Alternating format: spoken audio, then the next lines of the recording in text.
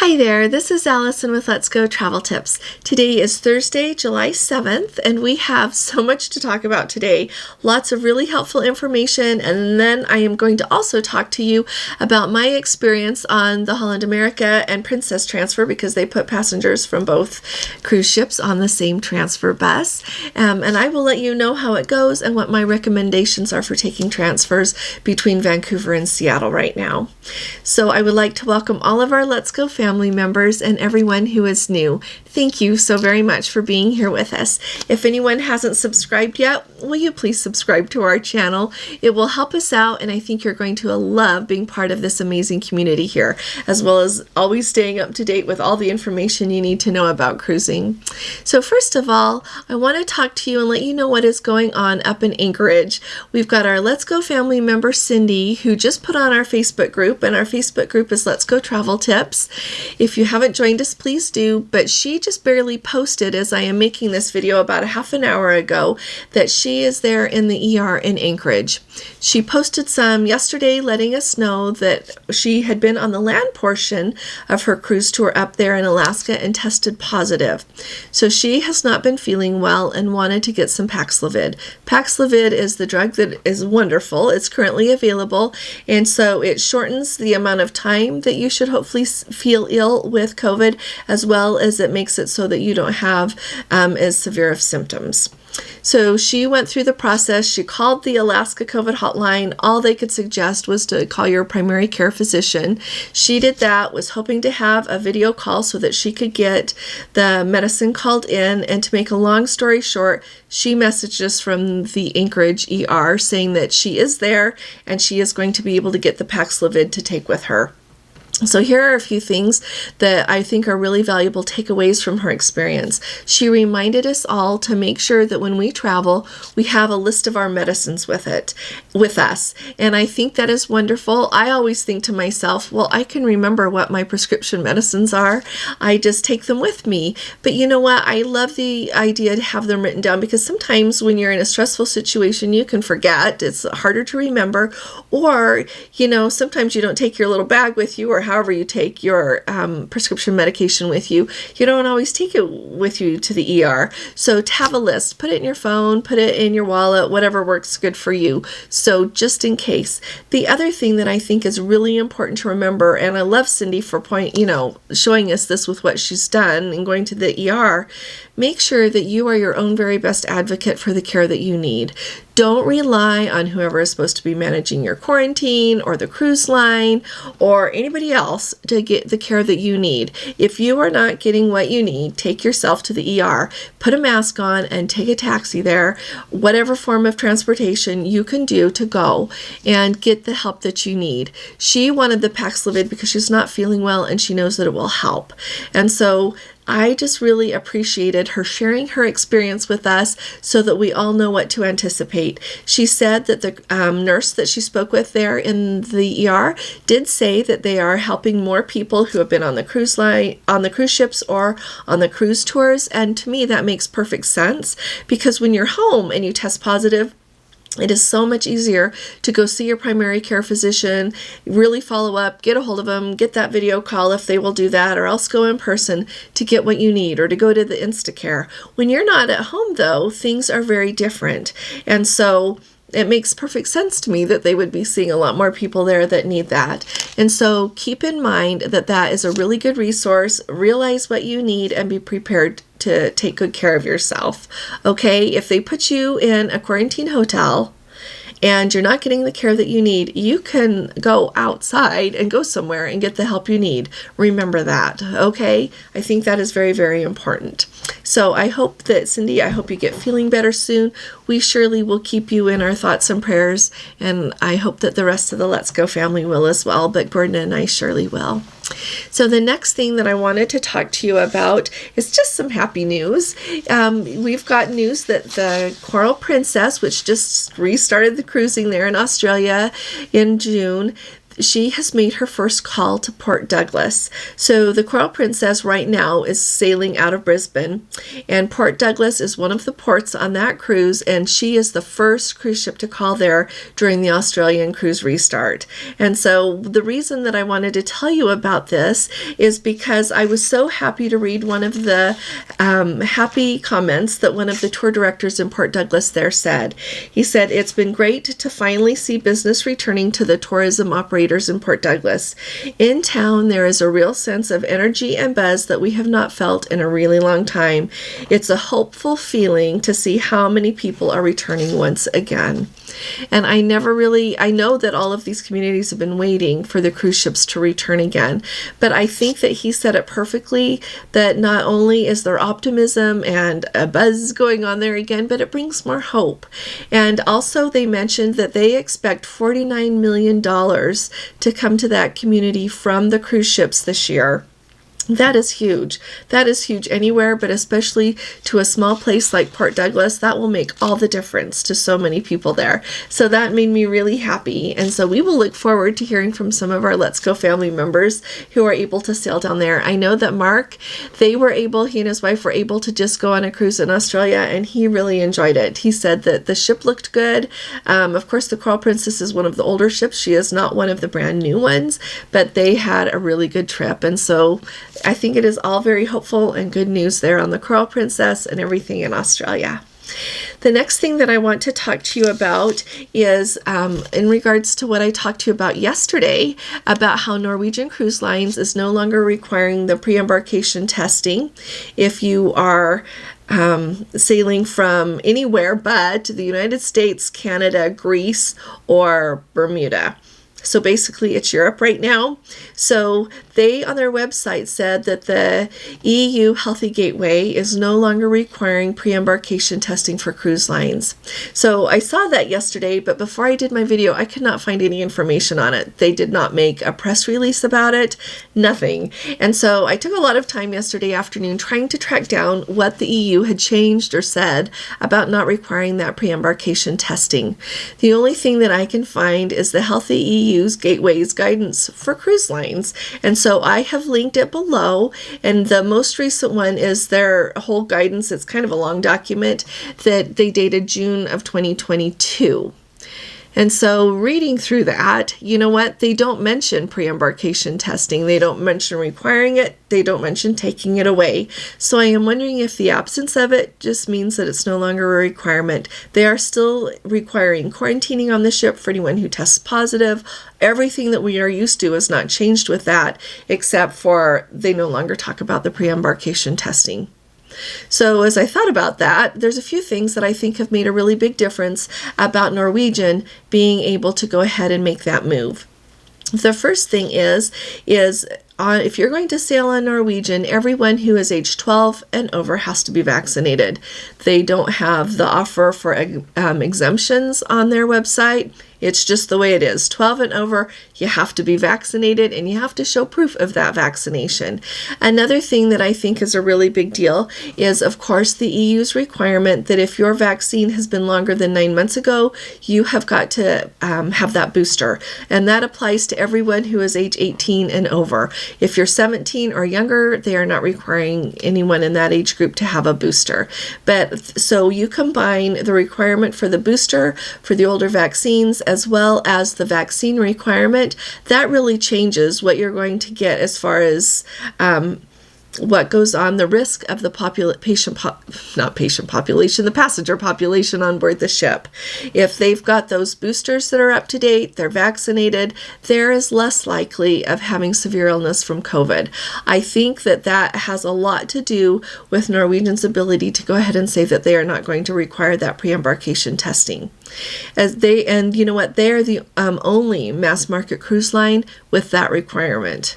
So to be vaccinated, as well as following the EU's guidance on that. So I think that that is really what's having an impact on their move on this.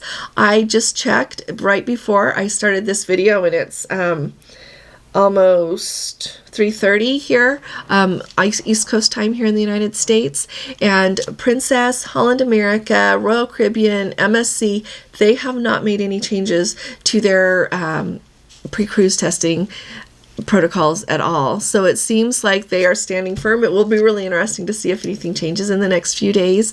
I am wondering if we're going to have to wait for changes on the requirements from the CDC for some of these cruise lines to make changes. I don't know, and I would really like to know what all of you think about it. I have gone ahead and linked below that document so that you can take a look at it if you would like to see what they've got to say. And while you're just under this video and everything, I've still got the link there for our daughter's little Etsy shop, and she's got packing lists and lots of other fun things if you would like to make sure that you have everything with you that you need to go on a cruise for different destinations. They're very inexpensive. In fact, I said to her, "Really, honey?" And so take a look there if you're interested in that at all. So that's everything. And like I said, I would really like to know what you all think is nudging Norwegian along to make these changes. If you think we're waiting on the CDC for the other lines, let us know what you think.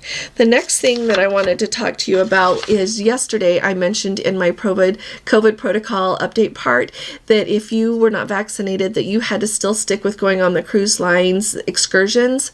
That's what it says on Holland America's protocols. As far as Holland America is concerned, their latest update says that if you are going to not be vaccinated, so you've got an exemption, or young children who are not vaccinated, that you're going to have to go on their excursions. On the Princess website, though, it has been updated to say that you can go on a Princess excursion, you can explore on your own, take your own tour, whatever it is you want. And so that's a fun update as far as Princess protocols can go.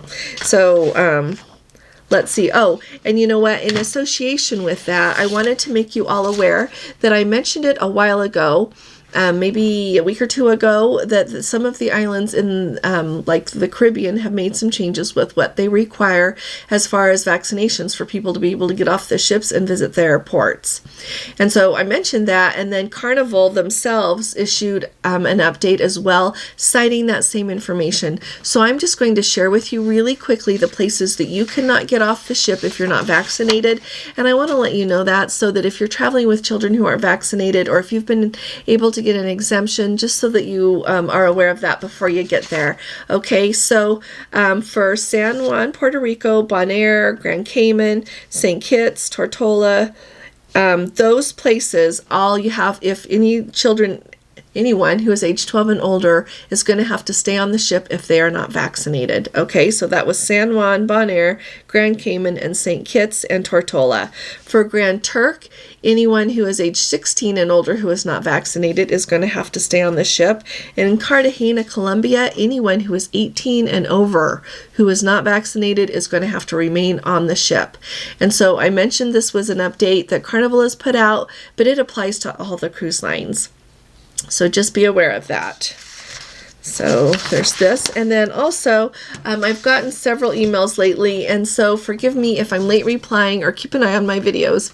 So if you are going to Spain, Italy, all of these places, they do not currently have, as of July 7th this year, 2022, there are no requirements on anything that you've got to fill out if you're flying in or if you're going on a ship. Same for land borders. But if you're flying over to depart on a cruise from Barcelona or Rome, anywhere, they are not requiring you to do any paperwork in order to get in. Okay? So I just wanted to make everybody aware of that. I get a lot of questions about testing in Athens.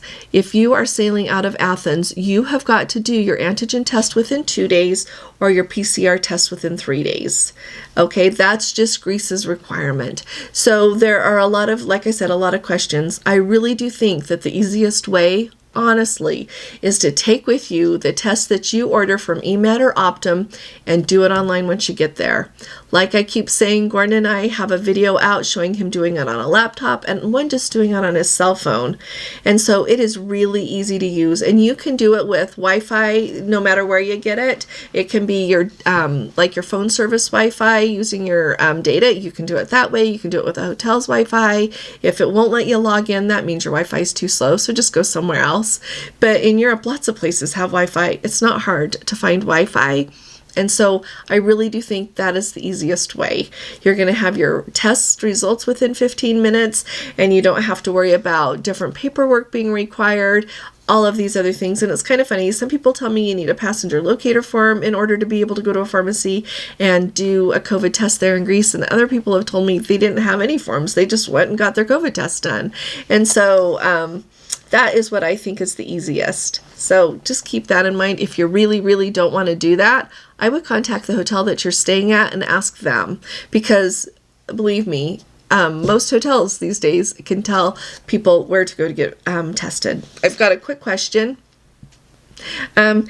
We've got our Let's Go family members, Dan and Tammy, that are going to be going on the Discovery Princess, and they were wondering, can anybody tell them what the daily charge is just for 1 day pass to go to the Enclave thermal spa? When we were just on the Regal Princess for a week, it was $149, but on their website, I'm sure they told us the charge per day, but I can't remember.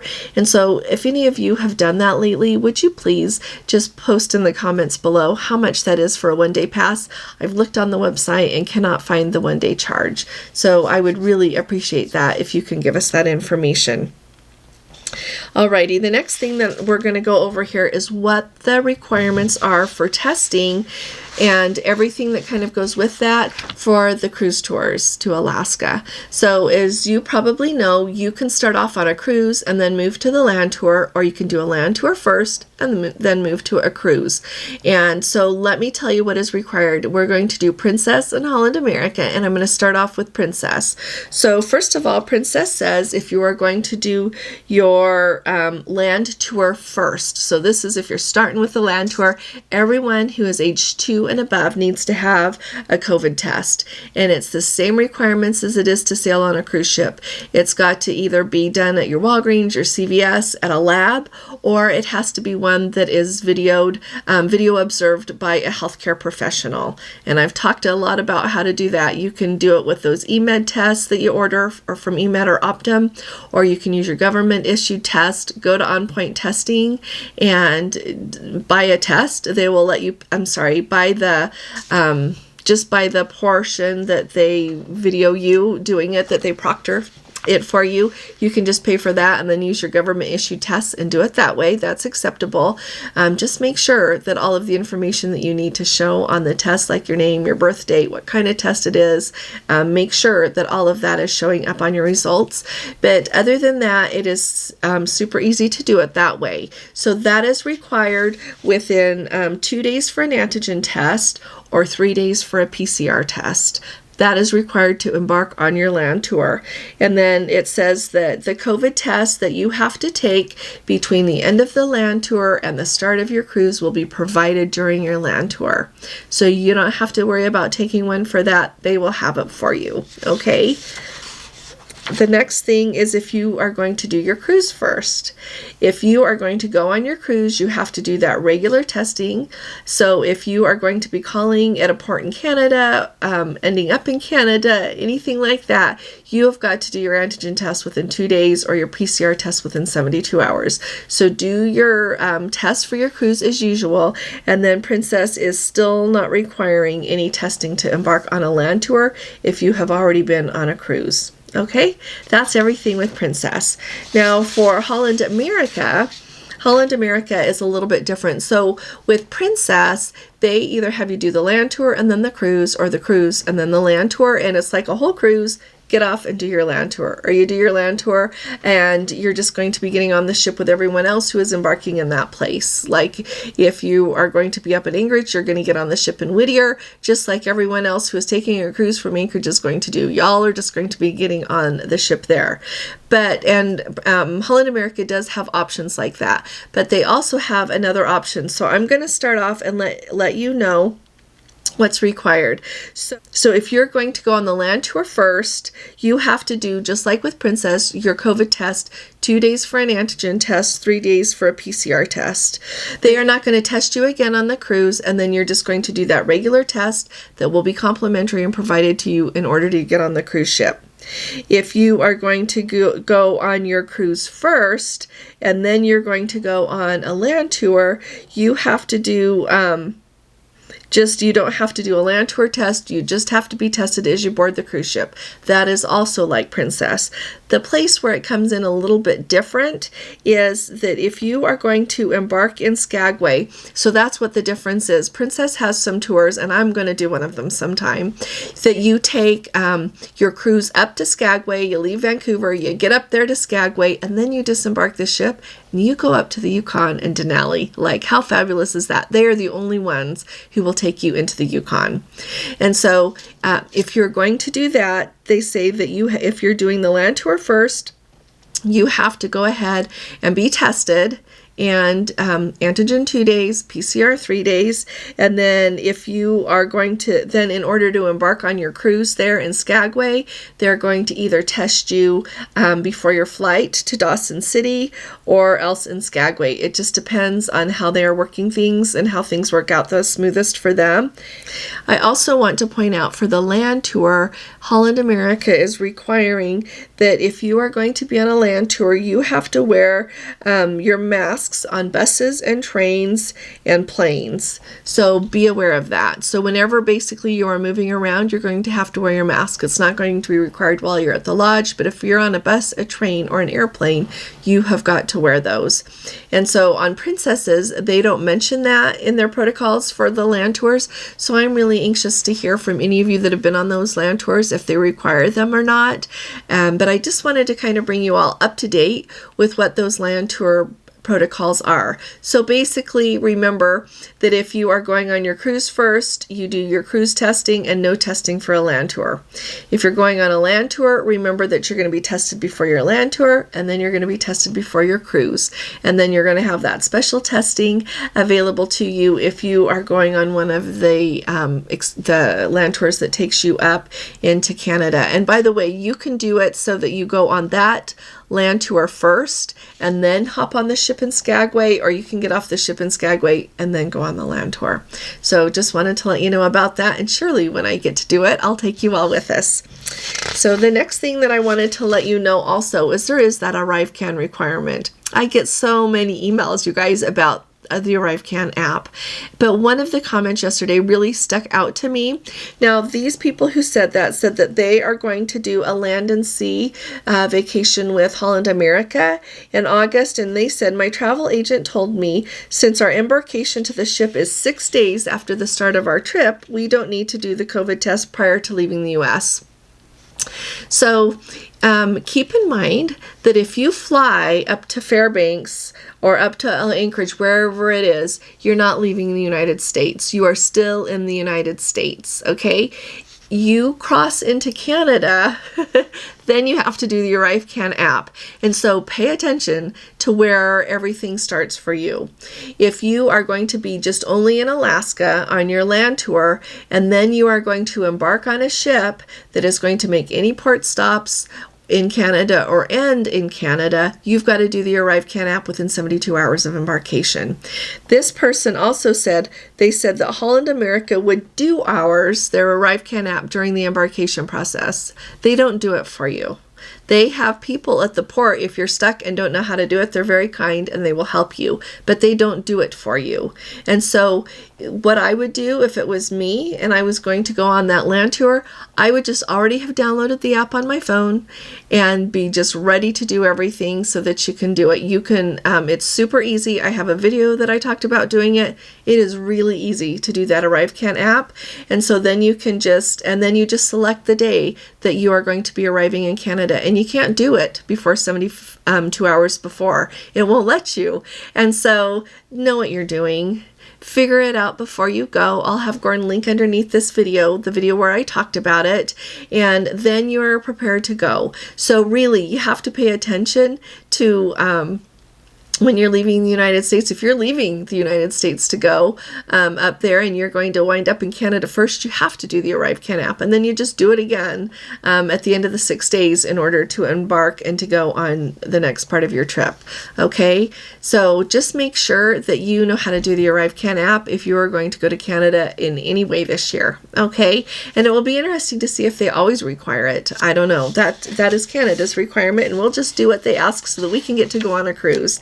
Now, I wanted to talk to you for just a minute, and I know this is a long video, but I think that this information is going to be really helpful for a lot of people. So we have got the transfers that Holland America and Princess do between SeaTac and the port in Vancouver. They also do run from the port in Vancouver over to the Vancouver airport. That's $29. But they also do the ones that run between Vancouver and SeaTac. They go both directions. They cost $79 each way. So when we were at the point where the U.S. required testing to come back into the United States, it made, by air, it made a lot of sense to do the transfer so that you didn't have to do that testing, because sometimes you're sick and you don't want to get quarantined in Canada if you can help it. So it made a lot of sense just to come back, and then if you got home and you didn't feel good, then you do a test. I'm not suggesting people knowingly fly sick, not at all. If you don't feel good, put on a mask and please, be responsible, of course. But with that knowledge, you wouldn't have to worry about being asymptomatic, testing positive, all of that happening. You could just go on the transfer. So I wanted to share a little bit with you, because now that I have done that, clear back in 2017, Gordon and I did take the shuttle from the Princess transfer from Vancouver down to Seattle. That time that we did it, it was super fast. We were down to the airport in about, 2.5, 3 hours. We had a couple on board that had booked their flight way early. So really, he got us right down there. And when we had stopped at the border, literally the border agent came on the bus, said hello. They had collected all of our passports. He saw them in a stack, looked at a couple, gave them back, and off we went. It was not a long border crossing at all. And so one of our Let's Go family members had posted that she thought that you should always do that. And so I just wanted to add my 2 cents, just if you've seen that and thought, oh no, I should definitely be doing that. Right now, the way things are going, if you can fly into Vancouver, fly into Vancouver. We had bought our plane tickets when the testing requirement was still in place to fly back into the US.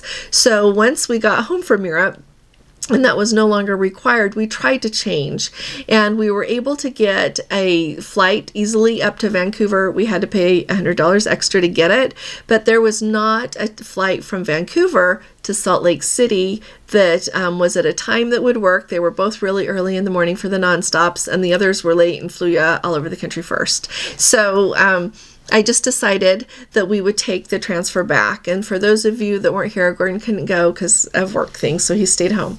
But anyway, if I could do anything about it, I would recommend don't do the transfer right now if you can help it. And here's why. So our, first of all, just so you know, they are putting Princess and Holland America passengers all on one bus. That just works great. That's just a point of knowing that. But so anyway, so getting out of Vancouver, they took us down to the border. That part went really smoothly. When we got to the border, there was they have these things, they call them long range buses. I think it's where people, like a Greyhound or something. And usually those ships always get precedence at the border. Did I say ships? Those buses always get precedence at the border. And they take longer to check in.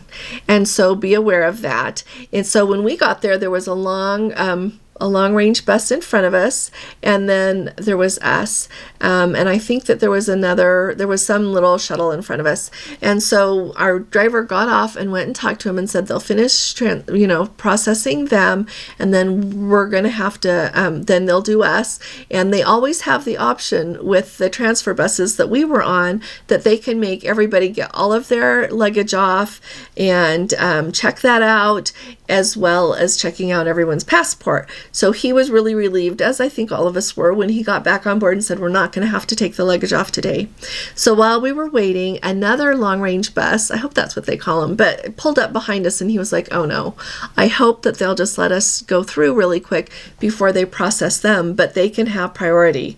And so fortunately for us, they didn't take the long-range bus before us that was behind us. They went ahead and processed us. So we all had to get off the bus with our passport and go inside and go through their border control there.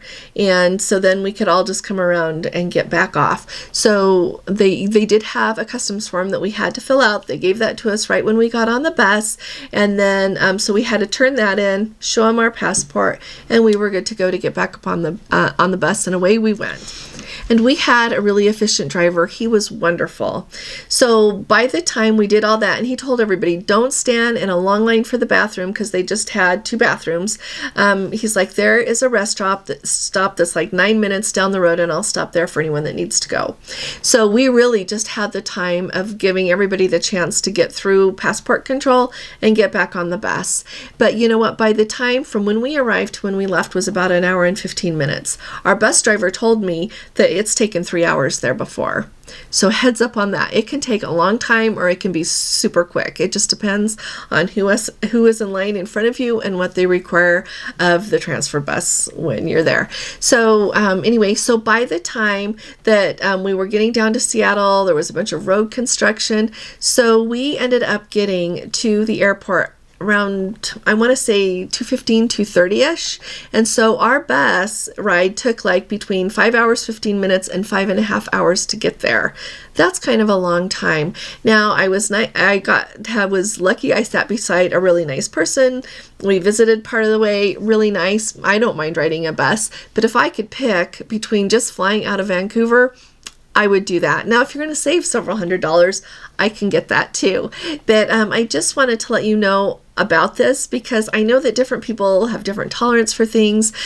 Just be aware the bathroom on the bus is really not in working order. We just had barely left the port and a lady asked the bus driver if she could use the bathroom, and he's like, it's not been used in a long time. It's not clean. It is not ready for people. And she insisted she really had to go. So he went and unlocked it for her, but that was the only time anybody used the one on the bus. And so just be aware that that's how it works.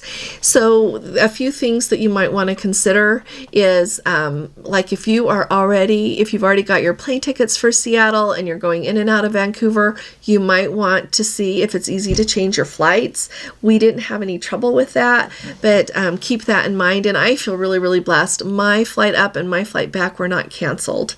So I'll talk to you about flights again tomorrow. There's a lot going on with flights right now, so be really careful and really conscientious of your flights. But I just wanted to kind of let you know how it went. The bus driver was really nice. The bus was fabulous. All of that is fine. So if you're signed up for it, it's not a bad thing. I just wanted you to be aware of it can take much longer than you are expecting. So I know that on the website it says don't book your flight before 4 o'clock. Like I wouldn't book it before 5 o'clock. Definitely get a later flight. It's better to sit in the airport waiting than to be on the bus thinking I'm going to miss my flight and then missing it. So that's all of and like I said, sometimes I think that bus does go super fast, but when there's traffic or it's taking a long time at the border, that's out of anybody's control. So I just wanted to kind of tell you how all of that happened. They do take your luggage for you when you're going down. When you're going up, you give it to them there at the SeaTac airport, and of course it shows up in your room like it always does with the Princess Transfer. And then in Vancouver, you get your luggage, go out, hand them your custom slip, and then you board the bus. And then when you get to the airport, you have to collect your own luggage, of course, and go check it in at the airline. So if you have any questions about that, don't hesitate to ask. I know this has been a long video, but I think that this information is really important and useful, and I'm trying to prioritize what I tell you about the trip that I just went on in order of like how important it is, I think, for people to know. So if you've got questions about anything else, you can put it down below. I really appreciate you all listening. I appreciate you all being here and everything that you bring to our Let's Go family. Thank you so very much. If you appreciate these updates, would you please give this video a thumbs up, because that really does help us. It lets YouTube know that someone's enjoying what we put out, and it hopefully offers it to more people so that we can grow our Let's Go family. I'll be talking to you all again really soon. You all take really good care. God bless you. Love you. Bye-bye.